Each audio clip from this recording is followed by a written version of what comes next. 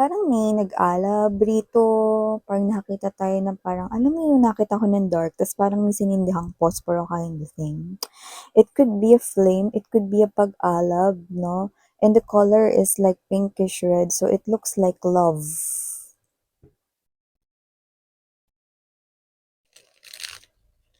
Let us see.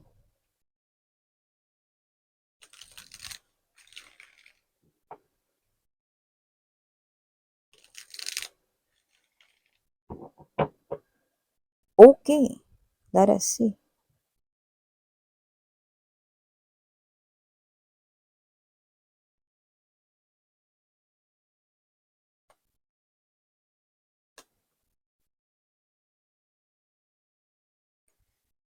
Hmm.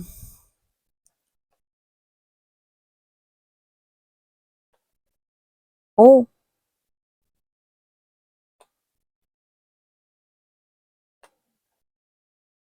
okay.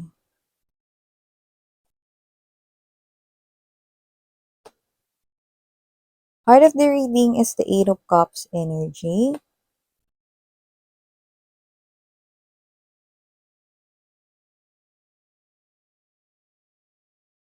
Hmm. Okay.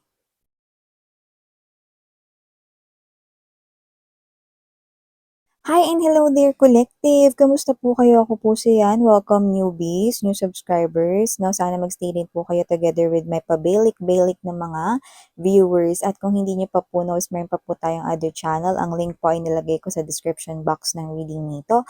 Kaya kung kayo ay interesado na tumambay din dyan, of course naman, na welcome din kayo dyan mga babes. Na basta isang paalala lamang na just take only what resonates. Meaning to say, if you feel so drawn and feel so connected with the reading and the messages, then you can claim it. Then if not, just leave the rest behind kasi baka yun ay para naman sa ibang viewers. Ayun nga mga babes, no? Wala po tayong gender dito. Babae, lalaki, LGBT, lahat po kayo welcome. Pwede nyo rin pong pagpalit-palitin yung roles kung gusto ninyo kasi isa naman itong general reading. At meron po kayong free will no, at the end of the day na free nyong gamitin or malaya nyong gamitin anytime anywhere. So, dito nakikita ko mga babes na with the presence of Five of Cups energy, Hermit, Nine of Swords energy, look at that. Center of the reading, Eight of Cups. From the looks of this, kitang-kita ko rito kung sino man tong individual na to. Okay? Saka na nalaman na mahal pala niya ikaw, no? Nung nilet go ka niya or nung pinakawalan ka niya. Yeah, very straightforward, no? Very clear, very vivid, very evident right here.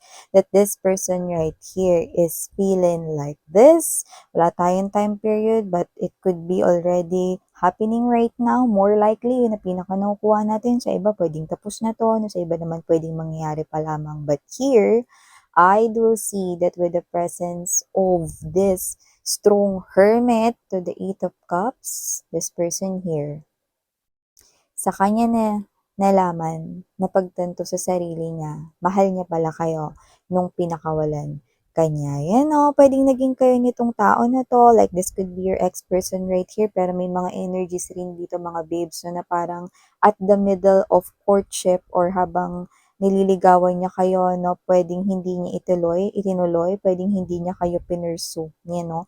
May ganun ding klase ng energies. Kaya naman, just take how this resonates. Pero ngayon, looks like this person here is regretting that, no? Because of him or her, no? Na parang nakagawa siya ng foolish decision to just let you walk away sa kanyang life. With the presence of Judgment card energy, Page of Swords right here, this person here, no, is trying talaga, no, na maghanap ng paraan, no, gamit yung kanyang mind, gamit yung thoughts right here, if he can or she can bring back the past, no, kung paano ito noon bago niya kayo pinakawalan or hinayaang makaalis sa buhay niya.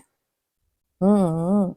Page of Swords energy is the energy of someone here, no, na maraming gustong sabihin pero walang ni isang lumalabas na word or letra, no, sa kanyang labi, no. But this person right here keeps thinking about this. Yan, no?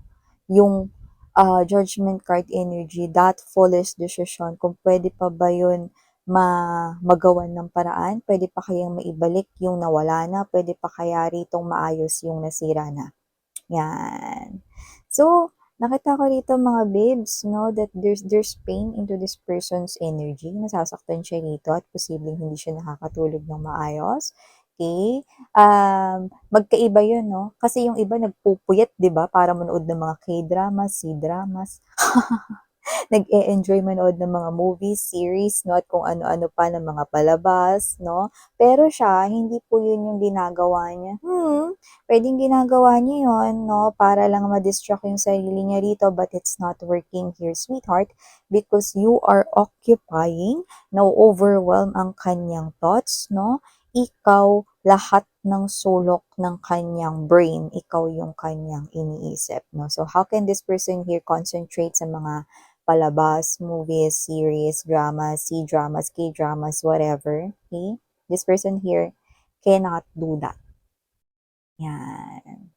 So, nakita ko rito na kung sino man tong person na to, no, nasasaktan siya rito. Kasi yung iba with the 6 of coins energy, 8 of cups right here, no, and there's this 7 of coins, meron na kasi kayo ritong karelasyon ngayon. Ano, pwedeng nakita niya kayo because this person here with the 2 of wands energy is watching you from a distance.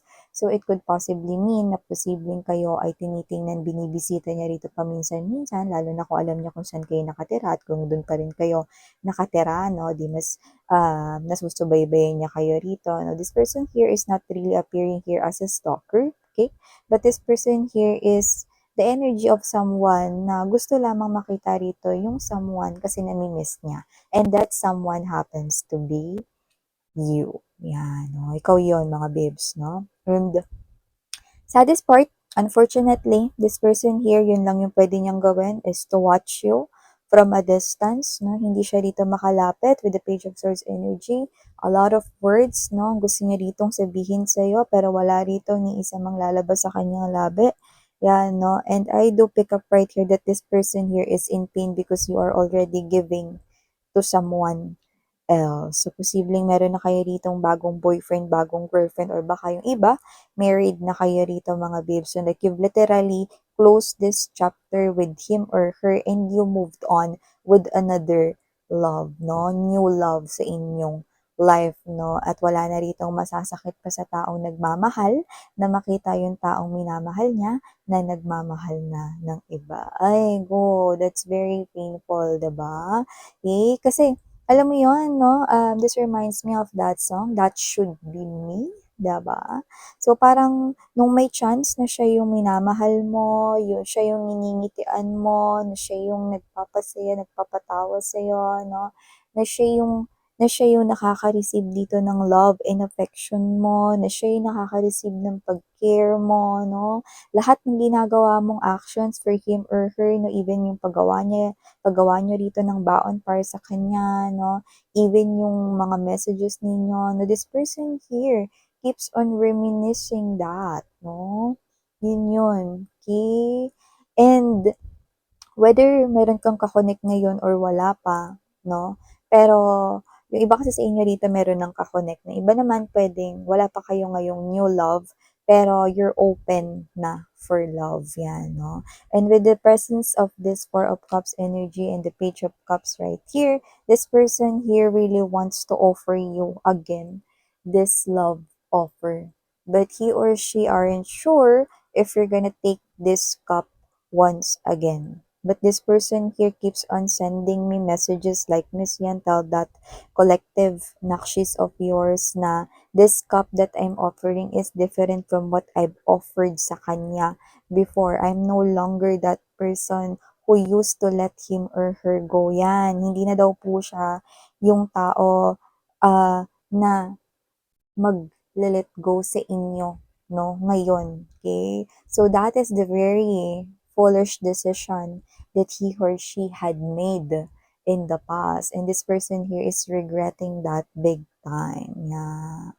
So, that's why I keep on telling you guys that you need to be aware of your decisions before you take action on it, no?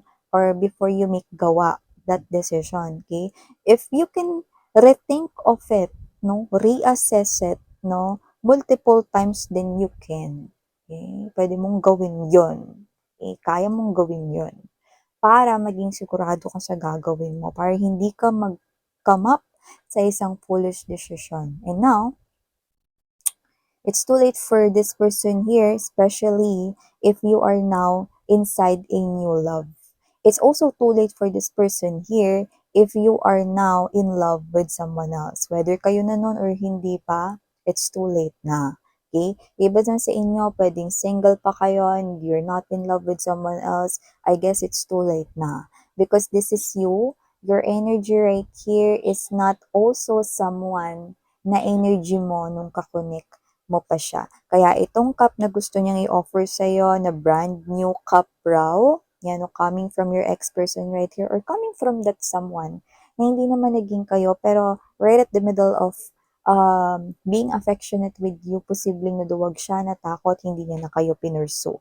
Now, whether this is your ex or whether that is that person here na posibleng hindi kayo pinurso before, this person here wants to open offer this cup, no, sa inyo guys, pero hindi na rin siya nagiging sure if you're gonna accept it.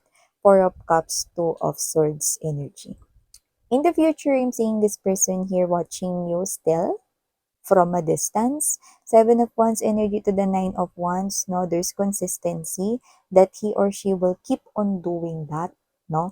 Yung iba posibleng hindi naman kayo as in pinupuntahan sa inyo, kung alam niyo man yung workplace ninyo or ang inyo ritong bahay, no, home, no? Pero possible rin naman that this person here will try to check you still sa inyong social media accounts, no? This person here will try to look for you, okay, if there's a block of social media applications right here, no? Susubukan niya kayong hanapin hindi lang sa isang social media platform, no? Like, let's say, hindi lang sa Facebook. This person here will try to also look for you sa TikTok, Instagram, yan, no? Or Viber if possible, no? Or other, other social media applications. No? Marami naman social media applications, diba? WeChat, yan, Viber, ano pa, Telegram kind of thing, diba? So, just take how this resonates. Okay? So I do see that this person right here will try to send his or her energy to you, still clinging sa energy or energetically sa inyo. And this person here, okay, I'm seeing na magpapatuloy pa rin yung pag-regret niya dito, no, sa kanya ditong foolish decision na ginawa niya before sa inyong connection. Yeah, I do see that this person right here is someone na kung gugustuhin ulit, pwede niya ulit itong i-offer sa'yo. Yung love. But now, it's different daw. Not the one na in-offer niya sa inyo noon at as binawi niya no, nung nilet go niya. Kaya, thing here is that, ganun no? Kapag tapos na ang koneksyon, ang relasyon, saka pa lang nare-realize na mahal kayo ng isang tao. And I think that's the unfortunate part of love. Here in this reading, that is the unfortunate part of your love story.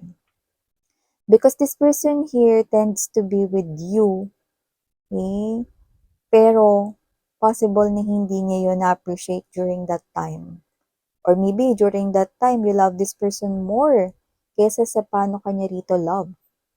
But now, this person here is realizing it big time that mahal ka pala niya, pero paano to? Wala na. Yeah. See? This person here is hoping if he or she can offer this love in the future. Look at that. The Two of Cups is right behind this individual right here. And the Two of Cups right here is a relationship. Okay? So even though he or she is hoping for that relationship, alam niyang it's impossible. Okay? To happen. And look at that. There's a bridge in there. Meron din naghihintay sa kanya dito new chapter, new opportunity sa kanyang life's journey. Pero hindi siya tumatawid diyan, no, mga babes, no? Hindi po yan mga babes ang San Juanico Bridge. Yan po yung bridge para makatawid siya dito sa kanya ditong new life, no? Pero hindi siya rin makakatawid because this person here is far from moving on from you. Yeah. Okay? So, ito yung mga mensahe na kuha natin here for you guys. Maraming salamat sa oras mo. And again, okay, this person right here wants me to tell you that kung gugustuhin ba niya na i-offer ulit ang cup of love, will you accept it or not? It's up to you, sweetheart. You have here your choice. This person here in the future might be consistently just trying to watch you from a distance, but there's also a chance that kapag sobra na yung kanyang emosyon, possible na siya ay lumapit at i-offer ulit yung cup. But this person is claiming that it's a different cup now. Okay? So yeah, muli ako po si Yan Sarang Heo, Love and Light Mahal. Annyeong.